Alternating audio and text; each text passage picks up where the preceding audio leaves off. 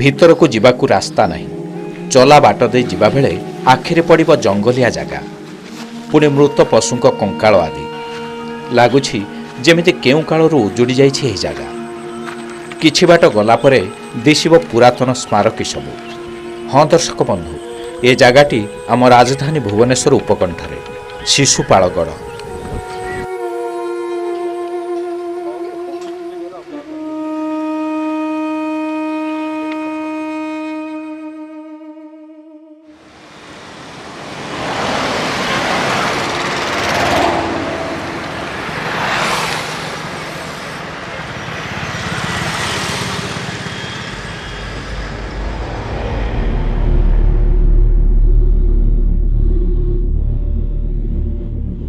ଦୟାନଦୀର ପୂର୍ବପଟେ ରହିଛି ଏହି ଜାଗା। ଦେଶ ସ୍ୱାଧୀନତା ପୂର୍ବରୁ ଚର୍ଚ୍ଚାକୁ ଆସିଛି ଶିଶୁପାଳଗଡ଼ର କାହାଣୀ, ଯାହାକୁ ନେଇ ଅନେକ ଗବେଷଣା ମଧ୍ୟ ହୋଇଛି। ହେଲେ କ'ଣ ପାଇଁ ଏହି ସ୍ଥାନଟି ଏତେ ଗୁରୁତ୍ୱପୂର୍ଣ୍ଣ? କାହିଁକି ଏହାର ସଂରକ୍ଷଣ ଜରୁରୀ? ଏବେ ଏମିତି ଅପନ୍ତରା ହୋଇ କାହିଁକି ପଡ଼ିଛି ଏହି ସ୍ଥାନ? ଏସବୁ ପ୍ରଶ୍ନର ଉତ୍ତର ଖୋଜିବା ଆଜିର କଳିଙ୍ଗ ସ୍ୱତନ୍ତ୍ରରେ। ସମୟ ଚକ୍ରରେ ଶିଶୁପାଳଗଡ଼।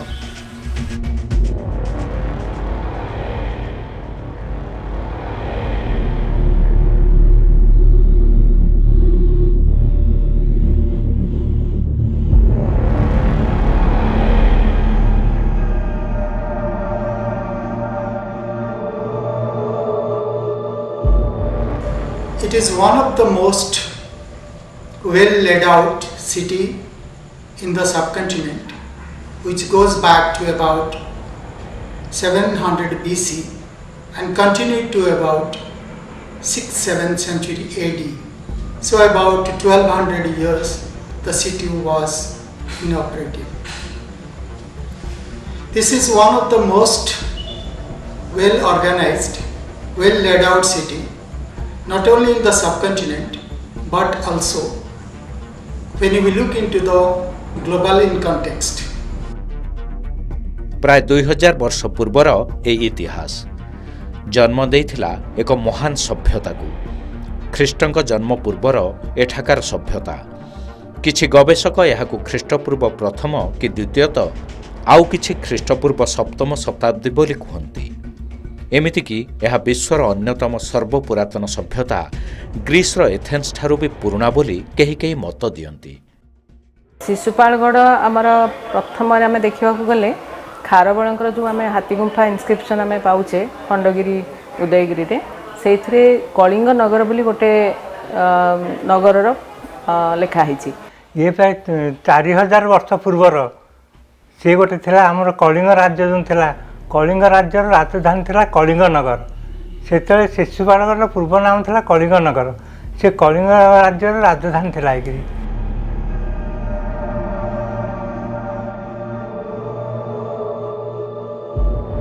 ପ୍ରଥମେ 1934ରେ ଏହି ଶିଶୁପାଳଗଡ଼ ବିଷୟରେ ଜଣାପଡ଼ିଥିଲା। ପରେ 1948 ମସିହାରେ ଏହାର ଖନନ କରାଯାଇଥିଲା ଭାରତୀୟ ପ୍ରତ୍ନତତ୍ତ୍ୱ ବିଭାଗ ବା ASI ଦ୍ୱାରା। ଆଉ ଜଣାପଡ଼ିଥିଲା ଯେ ଯେତେବେଳେ ସହରୀ ସଭ୍ୟତା କଥା କେହି ଭାବିନଥିଲେ, ସେତେବେଳେ ଏଠାରେ ଗଢ଼ି ଉଠିଥିଲା ଏକ ନଗର। When I look into the Shishupalgarh, when we talk about smart cities, there is probably the Shishupalgarh and some of the smaller cities which were exactly similar in their layout were the smart city of the ancient past, ancient Kalinga, and had all the facilities, the waterways, the water management, the roads crisscrossing the city, and the stone houses or the lateritic buildings or the kind of public places where the entertainment system could be organized. ଯାହା ଅନୁମାନ କରାଯାଏ ଏହା ଏକ ସ୍ଥଳ ଦୁର୍ଗ ଥିଲା। ରାଜାଙ୍କ ସୁରକ୍ଷା ପାଇଁ ସବୁ ପ୍ରକାର ବ୍ୟବସ୍ଥା ରହିଥିଲା ଏଠାରେ। ଦୁର୍ଗର ଚାରିପଟେ ଥିଲା ଜଳବଳୟ। ସେତେବେଳର ଗନ୍ଧବତୀ ନଦୀ, ଯାହା ଏବେ ଗଙ୍ଗୁଆ ନାମରେ ପରିଚିତ, ଦୁର୍ଗର ରକ୍ଷା କବଚ ଥିଲା ବୋଲି କୁହାଯାଏ।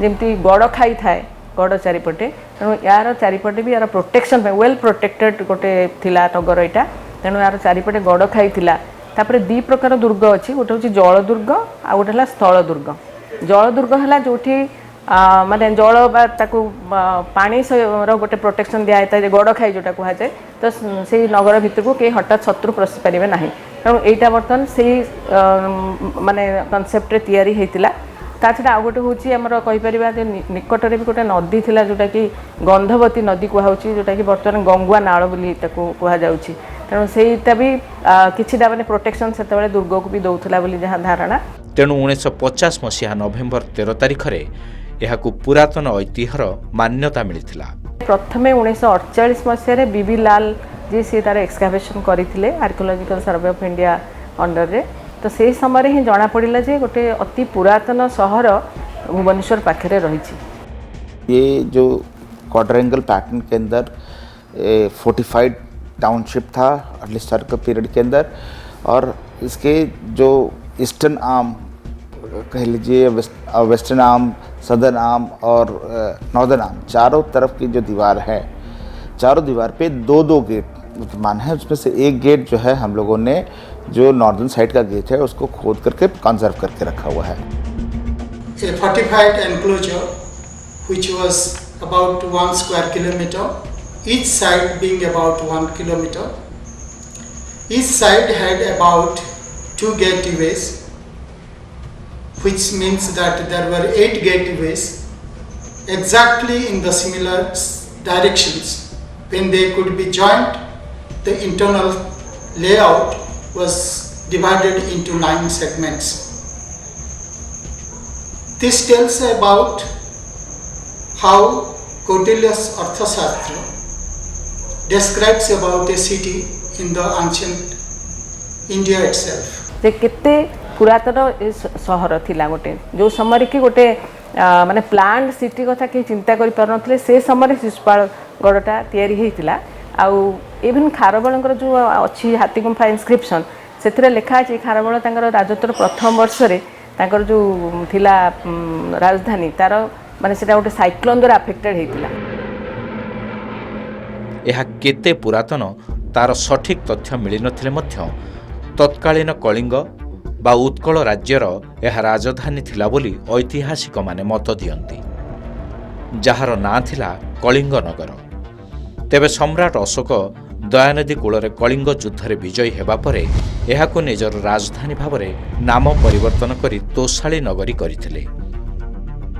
सेतले शिशुपालकर पूर्व नाम था कलिंग नगर से कलिंग राज्यर राजधानी थिला जोटा आज शिशुपालगढ़ देखुं दयानदी पूर्वटा हूँ शिशुपालगढ़ दयानदी सेपटा हूँ धौली पहाड़ रही जिते दाक्षिणात्यरू सम्राट अशोक कलिंग आक्रमण करने आसिले सेतेबेले कलिंगर वीर मैंने से दयानदी पार हो प्रतिरोध कले जहाँफल कि धौलीर पाद देश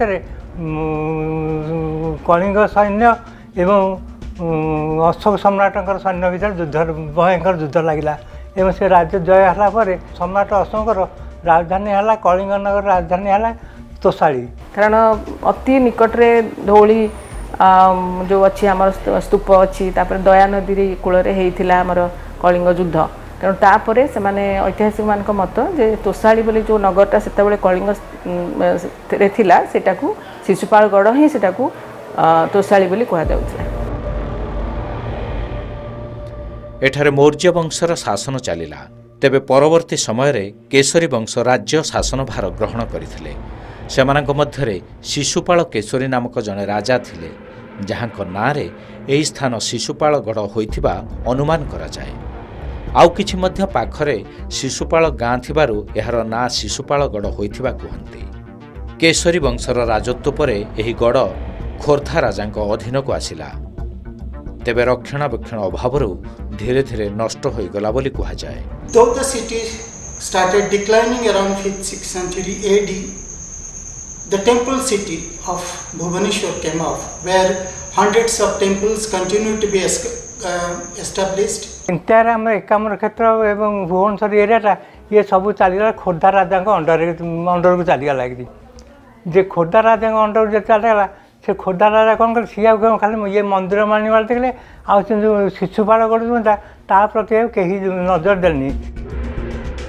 1948 प्रथम थर एवं पुणी द्वितीय थर 2005 रे ଏହି ଗଡ଼କୁ ଖନନ କରାଯାଇଥିଲା। ଏହି ସମୟରେ ଅନେକ ବିରଳ ଜିନିଷ ଏବଂ ଗବେଷଣା ପାଇଁ ବହୁ ଗୁରୁତ୍ୱପୂର୍ଣ୍ଣ ତଥ୍ୟ ମିଳିଥିଲା।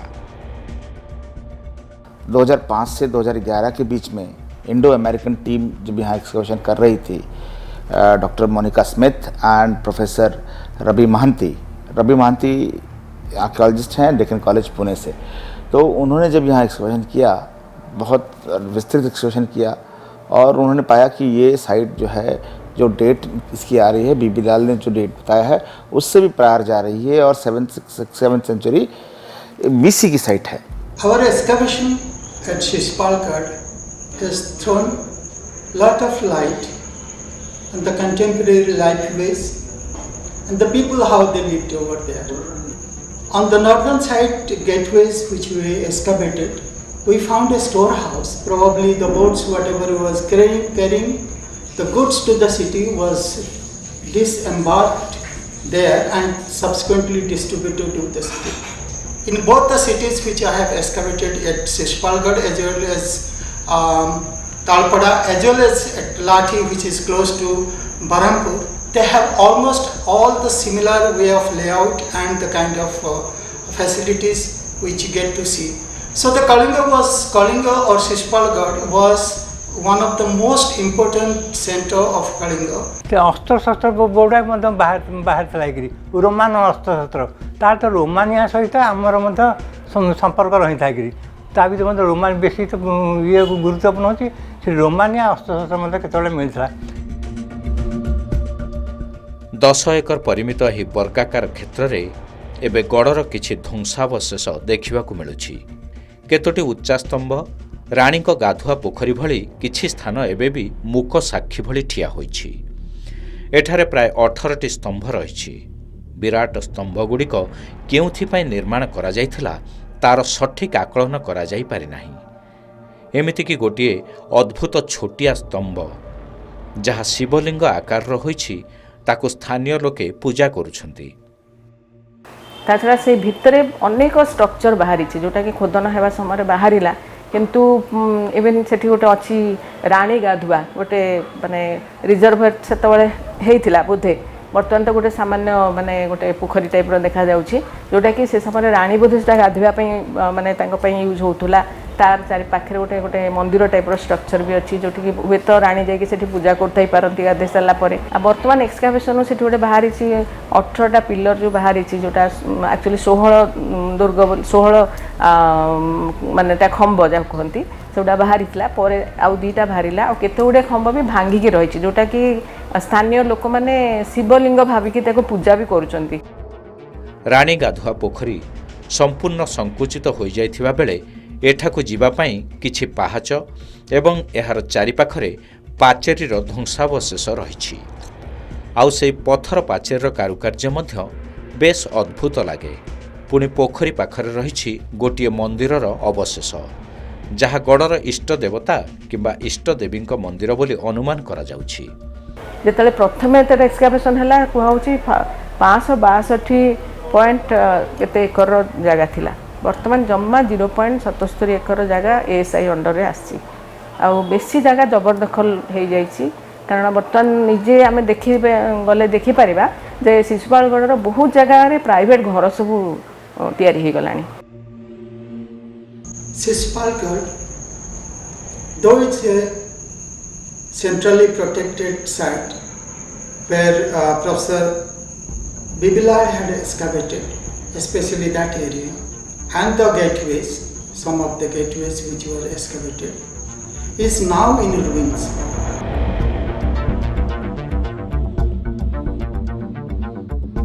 ଯଦିଓ ଏହି ସ୍ଥାନ ଭାରତୀୟ ପ୍ରତ୍ନତତ୍ତ୍ୱ ବିଭାଗ ବା ASI ଅଧୀନରେ ରହିଲା, ତଥାପି ଅନେକ ସମସ୍ୟା ସୃଷ୍ଟି ହେଲା। ଆଉ ସେହି ସମସ୍ୟା ସବୁ ଏବେ ବଡ଼ ଆକାରର ଧାରଣ କରିଛି। Everything we try to give the name, but we don't keep or maintain the city or the kind of our cultural past which has given as the name or the pride in the subcontinent.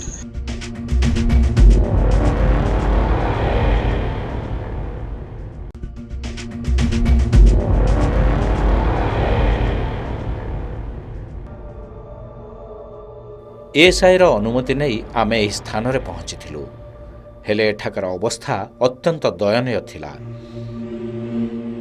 ASI तार board एठारे मारिथिला jar एबे केवल frame ही रही। 10 एकर कुहाजाउथिबा जागा संकुचित होइगलानी जबरदखल जोगु, जहा एक बहुत बड़ समस्या भावे उभा होइछि। शिशुपालगढ़ के अंदर इशू बहुत है। शिशुपालगढ़ में सबसे बड़ा इशू है अर्बनाइजेशन का, सबसे बड़ा इशू है एनक्रोचमेंट का। अभी ऐसा हो गया है कि site is almost 60-70% is encroached upon. यहाँ पर जितने भी आप देखेंगे कि वहाँ पर रैपिड अर्बनाइजेशन हो रहा है, लोग वहाँ पे कंस्ट्रक्शन किए जा रहे हैं। इंस्पाइट हम लोग यहाँ से कई नोटिस इशू किए हैं हमने, कई बार हम लोग मना करते हैं, लोग हर बार मना करते हैं, बनाने से पहले नोटिस जाते हैं, फिर भी लोग बना रहे हैं। 1982 सेटलमेंट रेकर्ड राइट्स अनुसार मात्र 0.775 एकर अंचल शिशुपालगढ़ भावे रही जनाए।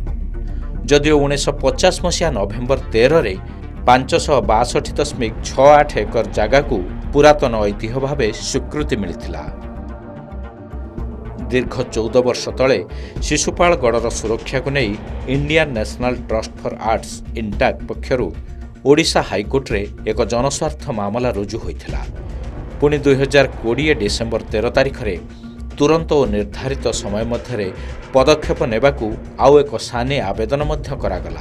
एही मामलार एबे भी विचार चली। गत सेप्टेम्बर मासरे एहार शुणानी करा जायथिला। विशेषकरी ऐतिह्य स्थल रे जबरदखल एहार सुरक्षा पाई पाचेरी निर्माण को नहीं शुणानी करा जायछि। एही मामलार परवर्ती शुणानी आसंता डिसेम्बर 15 तारिख रे रही। इस मैटर पे एक हमारा हाई कोर्ट में एक पीआईएल भी चल रहा है, जिसके अंदर समय समय पर डायरेक्शंस आ रही हैं। अभी हमें एक डायरेक्शन मिला है लोकल एडमिनिस्ट्रेशन के से साथ में मिलकर के हमने एक पर्टिकुलर एरिया है फोर्ट के अंदर ही जो एक्सकवेटेड था बीबीलाल के समय, उसको हमने प्रोक्योर किया है। मतलब लैंड हमें ट्रांसफ़र हुई है, लैंड हमको मिल गई है। अब हम उस पर बाउंड्री वॉल बना करके उसको प्रोटेक्ट करने की कोशिश कर रहे हैं। एएसआई एथिरे सहयोग लोड़ी। तेबे राज्य सरकार पक्षरु एही ऐतिह्य स्थलर निर्दिष्ट जगह को चिन्हट करी एएसआई को हस्तांतर करा जायछि। एहा सह ऐतिह्य स्थल रे कोनोसी जबरदखल होई नाही कि केही बेसरकारी व्यक्ति एठारे निर्माण करि नाहंती बोली मध्य स्पष्ट करा जायछि। एने राज्य पर्यटन और संस्कृति मंत्री कहिसंती मामलार फैसला हेले परे जाई जहा किछि पदक्षेप नहीं हेबो। तेबे राज्य सरकार समस्त प्रकार सहयोग करथिबा से कहिसंती। राज्य सरकार तरफ एएसआई को एफिडेविट माध्यम जड़े दि जाइए कोर्ट को जे समस्त सहयोग करा जाउछि एनक्रोचमेंट काढ़ा संबंध। एएसआई कार्यक्रम बहुत विलंब होउथिबारु जन असंतोष माध्यम केस बर्तमान सबजुडिस। ए सबु भितरे लागुछि उभय एएसआई राज्य सरकार तथा स्थानीय प्रशासन भितरे समन्वयर अभाव रही, जहा फल दुर्दशा भोगुछि एक सर्वपुरातन शहरी सभ्यता। If you ask anyone, have you ever heard about Shishpalgarh? Many of the people do not know where it is located. When I said that it is within the city of Bhubaneswar, they said where it is. And when I said that just go to the Google Earth and look into, type into Shishpalgarh, you will find a beautiful laid out city and which will admire, and the kind of pillared areas, 13 pillared areas visible from the sky will give you the pride of what your ancestors had done in the past. Even जो German historian जने Heidelberg university से कही Sisupalgarh is one of its own kind. इसमें कोई दो राय नहीं है, क्योंकि it's comparable to Takshashila, it's comparable to Jaugada, is comparable to any other historical site which is excavated and studied by Archaeological Survey of India and archaeologists in the country. एटा गोटे आमर माने कोन ऐतिहासिक स्थल हे परिबो आमर टूरिस्ट मानक पई गोटे डेस्टिनेशन भी हे परिबो। एक अत्यंत गुरुत्वपूर्ण ऐतिह्य स्थल हेउछि शिशुपालगढ़, जहाँ दुनिया को देखाइबो सभ्यतार एक नुआ आलोक। उड़ीसा के जो इतिहास के प्रति अपना विशेष रुचि रखते हैं, संज्ञान रखते हैं, उनसे मेरा रिक्वेस्ट है कि लोगों को जागरूक करें कि एक बहुत बड़ी धरोहर है। ये धरोहर उड़ीसा वासियों की है और उड़ीसा वासी इसको ही बचा सकते हैं, उड़ीसा वासी ही बचा सकते हैं। नहीं तो ये एक जिस तरह से अर्बनाइजेशन हो रहा है, जिस तरह से एनक्रोचमेंट हो रहा है, लोग उसमें जबरदखल दखल कर रहे हैं, तो एक हमारा जो इतिहास का एक बहुत बड़ा साक्ष्य है वो अब खत्म हो जाएगा। तेणु समस्त मिलित प्रयास ही विश्वर यही पुरातन सभ्यता को सुरक्षा दे पारिबो, नचेत समय चक्र रे सबुदिन पई हजिजिब ओडिशार यही सभ्यता, जहाँ विश्व दरबार रे पहुँचवा सह आमर पर पीढ़ी माने जानिबा उचित।